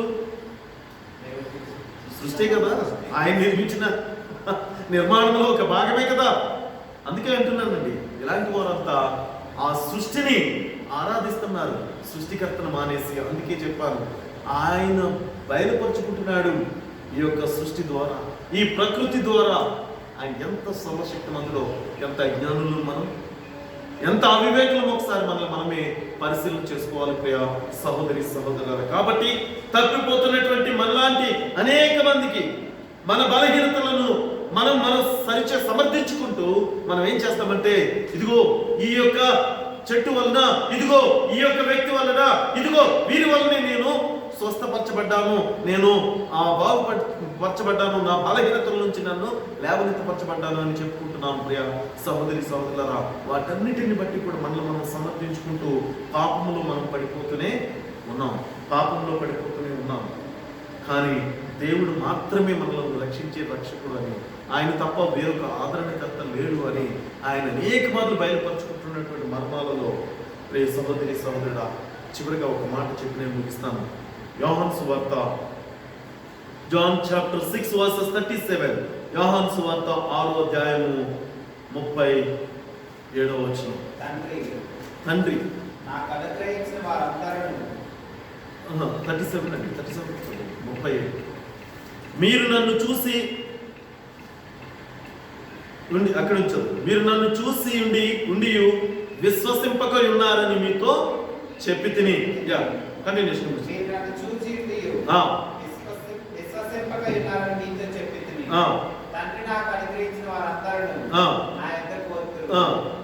నా యొద్దకు వచ్చి వారిని నేను ఎంత మాత్రమును బయటికి త్రోసివేయను, మీరు విశ్వసించకపోయినాను. నేను చెప్తున్నాను కదా, ఎందుకంటే మీరు నన్ను చూసి కూడా నన్ను నమ్మట్లేదు, నా యొక్క శక్తి మీకు తెలిసి కూడా మీరు నన్ను విశ్వసించట్లేదు, నన్ను వెంబడించట్లేదు. ఒకవేళ నా యొద్దకు వచ్చి తను తాను సరిచేసుకొని వారు చేసినటువంటి తప్పిదాలను వారు ఒప్పుకొని నా యొద్దకు వచ్చి వారిని నేను ఎన్నడూ కూడా వేయను అంటున్నాడు. ఎంత గొప్ప ఆహ్వానం దేవుడు మనకి తెలియపోస్తున్నాడు. ఒకసారి ఆలోచించి ప్రియ సహోదరి సహోదరుడు. కనుక ఇదే మిక్కిలి అనుకూలమైనటువంటి సమయం. ఈ యొక్క సృష్టి ఆయనను బయలుపరుస్తుంటే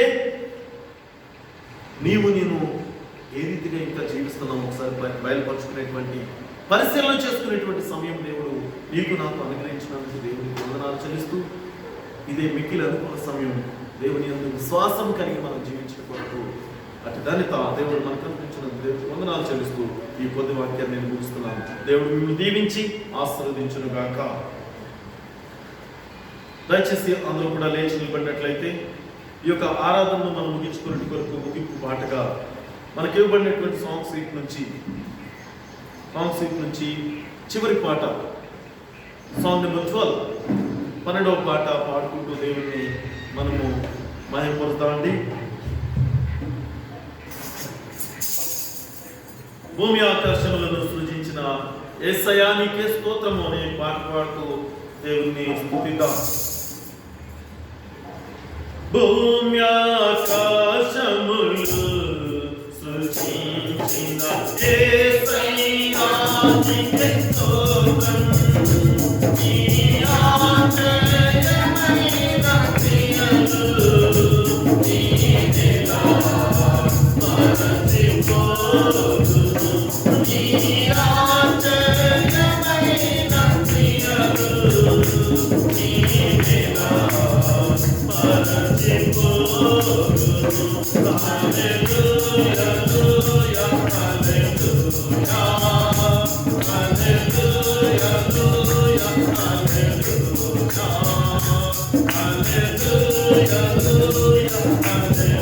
People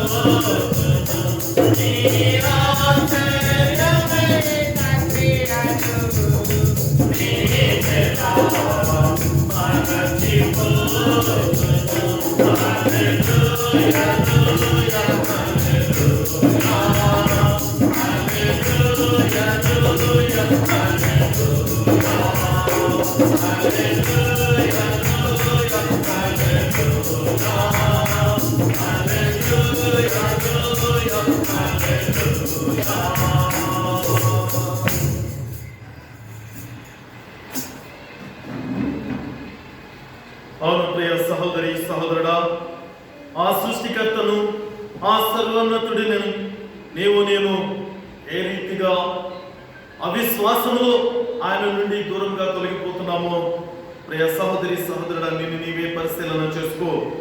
దేవుడు మనకి ఇచ్చినటువంటి యొక్క గొప్ప ధన్యత, ఆయనను, ఆయన యొక్క సన్నిధిని వెతుకుచూ తిరిగి మళ్ళీ తప్పిపోయిన కుమారుడు వలె, కుమార్తె వలె ఆయన చెంతకు చేరేటువంటి గొప్ప ధన్యత దేవుడు మనకు అనుగ్రహించినందుకు దేవునికి మనం వందనాలు చెల్లించవలసినటువంటి సమయం ఇది. కనుక ఇదే మిక్కిలి అనుకూల సమయం. నేను నీవే సరి చేసుకొని దేవునికి బయలుపరచుకో. దేవునికి సంపూర్ణముగా నీ పూర్ణ ఆత్మతో, పూర్ణ వివేకముతో, పూర్ణ హృదయముతో ఆయనను స్తుతించిన కొరకు నిన్ను నీవే సరి చేసుకో. ఇదే మిక్కిలి అనుకూలమైనటువంటి సమయం. దయచేసి అందరూ కూడా తలలు వంచి, ప్రభువా నేను పాపిని, నన్ను కరుణించి క్షమించయా. నీ నుండి అనేక మార్లు అజ్ఞానంతో దూరముగా తొలగిపోయినను నీవు నన్ను క్షమించి తిరిగి నీ కుమారుడిగా, కుమార్తెగా అంగీకరించినందుకు నీకు వందనాలని మన హృదయములను ఆయన యొక్క పాదముల చెత్త పెడుతూ దేవుణ్ణి మనం మహిమపడతాం. దయచేసి మీరున్న స్థలాలలో తలలు ఉంచి కళ్ళు మూసుకొని దేవునికి సమర్పించుకోనండి. ప్రార్థన చేసుకుందాం. పరిశుద్ధుడా, ప్రేమగల తండ్రి, మీకు వందనాలయా. ఆశ్చర్యకరుడా, ఆలోచనకర్త, అద్భుతాలు చేయి దేవా, నీకు వేలాది స్తోత్రములు తండ్రి. ఈ చక్కటి విశ్రాంతి దినాన్ని నీ సన్నిధిలో మా ప్రభువా చిన్న మందిగా మమ్మలను ఏర్పాటు చేసుకొని మిమ్మలను స్తుతించి మహిమపరచుట కొరకు మీరిచ్చిన ఈ యొక్క గొప్ప ధన్యతయా ఇది. అవును తండ్రి, మాలో ఏ మంచి, ఏ నీతి ఉండి కాదు కానీ తండ్రి, నాయనా మీరు మా ఎడల చూపిన కృప కనికరాలను బట్టి మీకు వందనాలు చెల్లిస్తున్నాము తండ్రి. నాయనా ఇట్టి సమయాన్ని చూడలేకపోయిన మాకంటే గొప్పవారు, మాకంటే యోగ్యులు ఎంతో మంది నాయనా, వారందరూ నాయనా ఈ యొక్క సమయాన్ని చూడలేకపోయినను నాయన మీ యొక్క ఉచితమైనటువంటి ఆ యొక్క ప్రేమ, ఆ దయ కనికరాన్ని బట్టి తండ్రి నీ సన్నిధిలో సజీవులుగా నిలబడి ఉన్నామయ్యా. నాయన నీవు మా ఎడల చేసిన మేలులను బట్టి నాయన మిమ్మల్ని స్తుతించి మహిమపరుస్తుండగా, మీకు కృతజ్ఞతాస్తుతులు చెల్లిస్తుండగా, ఆరాధనకు యోగ్యుడివి నీవే తండ్రి. నాయన ఈ పాపులుగా ఉన్నటువంటి మమ్ములను తండ్రి క్షమించి నాయన మా యొక్క దీన ప్రార్థనని పాదముల చెంత చేర్చుకోనమని ప్రార్థిస్తున్నాము తండ్రి. మహోన్నతుడా, సర్వ సృష్టికర్త, మీకు వందనాలు తండ్రి. అవును ప్రభా, ఈ యొక్క సృష్టి నాయన ఈ యొక్క ప్రకృతి అంతయు కూడా మా ప్రభు తండ్రి చూసినప్పుడు మా ప్రభా మీ యొక్క చేతి పనిని మా ప్రభా మాకు బయలుపరుస్తున్నదయా తండ్రి. యొక్క ఆకాశములు నాయన మీ యొక్క మహిమను మాకు తెలియపరుస్తున్నది తండ్రి. గొప్ప దేవా, నీకు వందనాలయా తండ్రి. నాయన వాటికంటే శ్రేష్ఠులుగా ఉన్న మమ్మలను మా ప్రభు తండ్రి అనేక పర్యాయములు మా ప్రభు తండ్రి మా యొక్క అవిధేయతను బట్టి మేము దూరమవుతున్నను నాయన మమ్మల్ని క్షమించి తిరిగి నీ బిడ్డలుగా అంగీకరిస్తున్నందుకు మీకు వందనాలు చెల్లిస్తూ, మరెన్నడూ కూడా మా ప్రభా నాయన మీకు దూరముగా మేము జీవించక తండ్రి మీ యొక్క రెండవ రాకడ కొరకు సిద్ధపడిన వారి గుంపులో మేము ఉండి ఆ యొక్క నీతి రాజ్యానికి వారసులయ్యే ఘనత మా అందరికీ దయచేయమని ప్రార్థిస్తున్నాం. మరి ముఖ్యంగా ఈ యొక్క లాలపేటలో మీరు ఏర్పాటు చేసుకుని ఈ యొక్క శేషించబడిన సంఘమును జ్ఞాపకం చేసుకునండి తండ్రి. సంఘములో ఉన్న ప్రతి బిడ్డను దీవించండి, వారి కుటుంబాలను ఆశీర్వదించండి. నాయన బిడ్డలు మా ప్రభువా ఈ లోకం వైపు చూడకుండా తండ్రి నీ వైపు చూస్తూ నీ యొక్క వాక్యానుసారముగా జీవిస్తూ తండ్రి వారును తండ్రి ఆ యొక్క నిత్య రాజ్యానికి సిద్ధపడే ధన్యత దయచేయమని ప్రార్థిస్తున్నాం. అదే రీతిగా మా ప్రభువా నాయన బిడ్డలలో ఎవరైతే అనారోగ్యంతో ఉన్నారో నాయన, అనేక మంది బిడ్డలు ఆర్థిక పరమైనటువంటి ఇబ్బందుల్లో ఉన్నారు. అనేక మంది బిడ్డలు మా ప్రభు తండ్రి శారీరకమైనటువంటి వ్యాధులతో బాధపడుచున్నారు. వారందరినీ జ్ఞాపకం చేసుకునండి తండ్రి. నాయన అనేక మంది బిడ్డలు మా ప్రభువా నాయన మానసికమైనటువంటి ఒత్తిడిలో కూడా గురై తండ్రి నాయన మీ యొక్క ఆదరణ కొరకు ఎదురు చూస్తున్నారు. బిడ్డలను జ్ఞాపకం చేసుకోవాలని ప్రార్థిస్తున్నాం. నీ చిత్తమైతే వారికి కలిగినటువంటి శారీరకమైన అనారోగ్యాలను తీసివేయండి. చక్కటి ఆరోగ్యమును నాయన బిడ్డలకు నాయన చక్కటి స్వస్థత మీరు దయచేయమని ప్రార్థిస్తున్నాం. మానసికంగా బిడ్డలను నాయన బలపరచండి తండ్రి, మీకే వందనాలు. వారికి కలిగిన ఆందోళనను తీసివేయండి తండ్రి. తండ్రి. ఆర్థికపరమైన ఇబ్బందులతో బాధపడుచున్నటువంటి బిడ్డలను జ్ఞాపకం చేసుకోండి తండ్రి. నాయనా వారిని తృప్తిపరచండి అయ్యా, మీకు వందనాలు చెల్లిస్తున్నాం. అనేక మంది బిడ్డలు మా ప్రభు తండ్రి, యవన బిడ్డలు, చిన్న బిడ్డలు మా ప్రభు నాయనా గత 2 సంవత్సరాల నుండి కూడా మా ప్రభు తండ్రి నాయన విద్యను అభ్యసించలేక మా ప్రభు తండ్రి నాయన డైరెక్ట్ గా మా ప్రభు అధ్యాపకులతో మా ప్రభు ఆ యొక్క నాయన స్కూల్స్ కాలేజీలలో మా ప్రభు తండ్రి నాయన ఆ యొక్క విద్యను అభ్యసించలేకపోతున్నారు తండ్రి. నీ చిత్తమైతే నాయన త్వరలోనే వాటన్నిటినీ కూడా సరిచేసి నాయన నీ చిత్తమైతే మా ప్రభు తండ్రి బిడ్డలకు కావలసిన జ్ఞానమును మీరే అందించమని ప్రార్థిస్తున్నాం నాయన. భయంకరమైనటువంటి వ్యాధులను నిర్మూలన చేయమని ప్రార్థన చేస్తున్నాం తండ్రి. మీకే వందనాలు తండ్రి. సర్వశక్తిమంతుడు అయ్యా నీవు తండ్రి నాయనా, నీ చిత్తమైతే మా ప్రభు తండ్రి నాయనా మేమందరము కూడా మా ప్రభు నీ సన్నిధిలో సంతోషముగా నాయన అనేక మంది బిడ్డలతో నాయన మిమ్మల్ని స్తుతించి మహింపరిచేటువంటి సమయాన్ని మా అందరికీ దయచేయమని మరొకసారి మీకు వందనాలు చెల్లిస్తూ ఆ యొక్క అపవాదిని నాయన ఆ యొక్క నాయన లోకనాథుడు సాతానుడిని బంధించి మా ప్రభు తండ్రి వాడు చేసే ప్రతి నాయన ఆ యొక్క భయంకరమైనటువంటి ఆ యొక్క స్థితి అంతటిని కూడా మా ప్రభు తండ్రి నిర్మూలన చేసి తండ్రి నీ బిడ్డలైనటువంటి మా అందరికీ కూడా సంతోష సమాధానాలు దయచేయమని ప్రార్థన చేస్తూ మరొకసారి తండ్రి మీకు వేలాది స్తోత్రములయ్యా. నీ చిత్తమైతే తండ్రి నాయన ఆయా ప్రాంతాలలో ముఖ్యంగా నాయన దూర ప్రాంతాలలో ఉండి తండ్రి ప్రార్థన అవసరతలు కోరినటువంటి బిడ్డలను జ్ఞాపకం చేసుకునండి నాయన. ఒరిస్సా ప్రాంతంలో ఉన్నటువంటి నాయన మిస్టర్ జాన్ రత్న గారి యొక్క నాయన వారి యొక్క సహోదరిని అలాగే వారి యొక్క కుమారుని కూడా మీరు జ్ఞాపకం చేసుకొని నాయన బిడ్డలకు కావలసిన మంచి ఆరోగ్యమును బల శక్తిని దయచేయమని ప్రార్థిస్తున్నాం. అలాగే మా ప్రభు సూరత్ లో ఉంటున్నటువంటి నాయన నీ ప్రియ బిడ్డలు మా ప్రభు తండ్రి యవన బిడ్డ తండ్రి సురేష్ వారి యొక్క తల్లి గారిని అలాగే వారి యొక్క సహోదరుని కూడా మీరు జ్ఞాపకం చేసుకొని వారికి కలిగినటువంటి అస్వస్థత నుండి బిడ్డలను లేవనెత్తి మంచి ఆరోగ్యమును బల శక్తిని దయచేయమని ప్రార్థిస్తున్నాం తండ్రి. అలాగే మా ప్రభు ఇంకా ప్రార్థన విజ్ఞాపన కోరిన ప్రతి బిడ్డను కూడా మీరు జ్ఞాపకం చేసుకోనండి నాయన. బిడ్డలకు కావాల్సిన ప్రతి అవసరత తీర్చండి. అలాగే మా ప్రభు ఖమ్మం మా ప్రాంతంలో ఉన్నటువంటి నాయన యవనస్తుడు ప్రదీప్ని కూడా మీరు జ్ఞాపకం చేసుకొని ఆ బిడ్డకు కలిగినటువంటి అస్వస్థత నుండి లేవనెత్తి సంపూర్ణమైన ఆరోగ్యమును బల శక్తిని ఆ బిడ్డకి దయచేయమని ప్రార్థన చేస్తున్నాం తండ్రి. మీకు వందనాలు. అలాగే తండ్రి నేను ఇక్కడ తల ఉంచి ప్రార్థిస్తున్న ప్రతి బిడ్డ కూడా తండ్రి మంచి ఆరోగ్యంతో బల శక్తితో అలాగే తండ్రి మీ యొక్క మెండైనటువంటి దీవెనలతో మా ప్రభు సంతోషిస్తూ తండ్రి మరొక పర్యాయం తండ్రి నీ సన్నిధిలో ఈ రీతిగా కలుసుకొని మిమ్మల్ని స్తుతించి ఆరాధించే సమయం వరకు మీ యొక్క కనికరాలతో మీ యొక్క కృపతో మీ దయతో మమ్మల్ని అందరినీ కాచి కాపాడి నడిపించమని మీ ప్రియ కుమారుడును మా రక్షకుడైన యేసుక్రీస్తు నామమున అడిగి వేడుకుంటున్నాము తండ్రి. ఆమేన్. పరలోకమందున మా తండ్రి మీ నామం పరిశుద్ధపరచబడును గాక, మీ రాజ్యము వచ్చును గాక, మీ చిత్తం పరలోకమందు నెరవేరినట్లు భూమి యందు నెరవేరును గాక. మా అనుదిన ఆహారం మాకు నేడు దయచేయండి. మా రుణస్తులను మీరు క్షమించే ప్రకారం మా రుణములను మీరు క్షమించండి. మమ్మ శోధనలోకి తేక కీడు నుండి తప్పించుము. రాజ్యము శక్తి మహిమయు నిరంతరము నీవే నావు తండ్రి. ఆమేన్. మన తండ్రి అయిన దేవుని యొక్క ప్రేమయు కుమారుని యొక్క కృపయు పరిశుద్ధాత్మ యొక్క అన్యోన్య సహవాసము ఇక్కడ చేరి ఉన్న మనందరికీ ఆయా ప్రాంతాలలో ఆయన స్తుతిస్తున్నటువంటి బిడ్డలకును అలాగే ఆయా ప్రాంతాలలో బలహీనతలతో బాధపడుచు ఆయన యొక్క అవసరత కొరకు ఎదురు చూస్తున్నటువంటి బిడ్డలకును ఇప్పుడును ఎల్లప్పుడూ సదాకాలము తోడై ఉండును గాక. ఆమేన్.